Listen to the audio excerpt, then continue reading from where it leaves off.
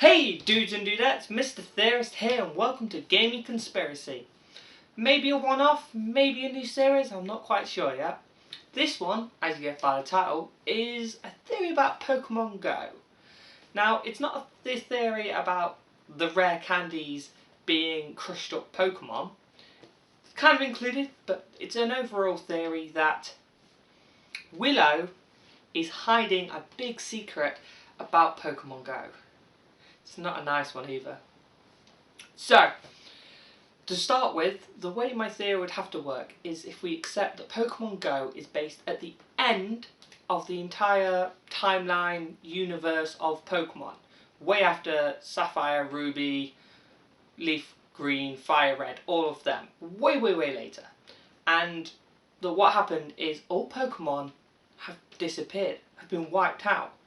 Either naturally they've just gone extinct, or the more plausible one is that all the different teams that kept popping up, Rocket, Magma, Aqua, I haven't played the late ones so I don't know about what the late teams are called, but if they go by what Aqua and Magma were saying, is that they want their type of Pokemon to exist and only them.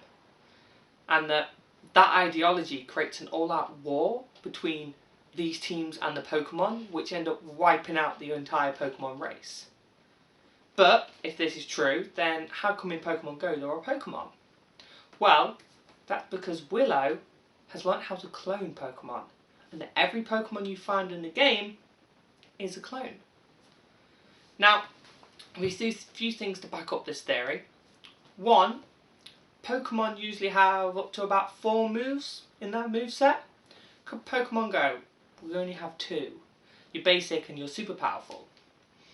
Also, Pokemon usually go from level 1 to 100, yet in Pokemon Go they go into the thousands. But then again, you look at that number, it doesn't say level 1004, it says 1004 CP, combat power. Now, I don't think that combat power is a real thing. This is Willow giving you a bunch of numbers that give off on your Pokedex reader. I know you've got a Pokedex, but it doesn't quite explain what that thing is that tells you the numbers. Anyway, but actually it's a gauge that tells them the density of the DNA structure of those clones. And that the CP, that's just to go, yeah, look, there's numbers, don't worry about that, that means their combat power, it's fine. But that half circle, that, when it builds to the top, means that your clone is almost identical to a real version of that Pokemon. Also, you have these Pokestops. We no longer have Pokemox in the world, or shops or anything. We have these stops that miraculously have lures, raspberries, Pokeballs, Great Balls, Ultra Balls, and eggs. Are we meant to expect that these Pokemon just sort of mated and then left their eggs behind? No. Willow's been cloning the Pokemon, and that's their first state, the eggs. And he leaves them there for a trainer to find.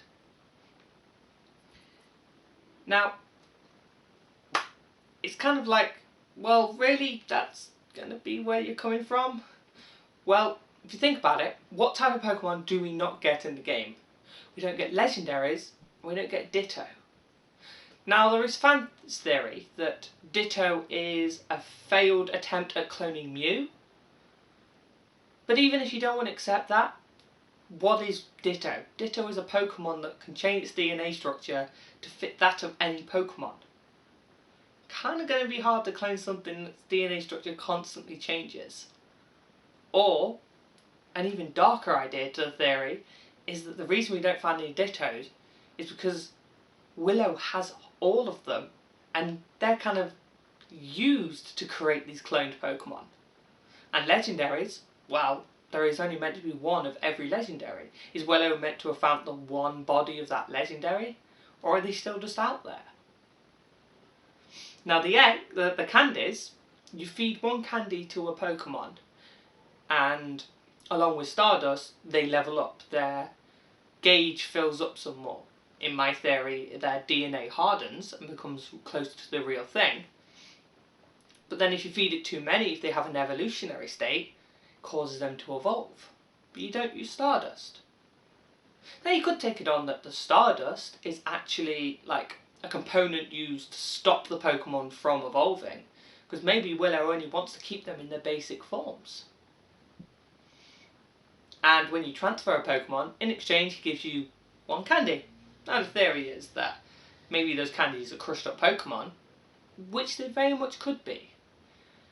But whenever you transfer a Pokemon to Willow, it's kind of like saying to him, look, this clone is defective, I don't want it. And he gives you a candy, which is probably made up of a new DNA strands from that failed Pokemon to try and make this other clone Pokemon a better one. Now, it's just a theory, but it's something that it's got me thinking while playing Pokemon Go. I hope you have enjoyed this theory. If you have, leave a like, comment, let me know if you want me to do any other gaming conspiracies. And if you would, subscribe. And don't forget to check me out on Twitter and Facebook. And until next video guys, I will see you later. Bye!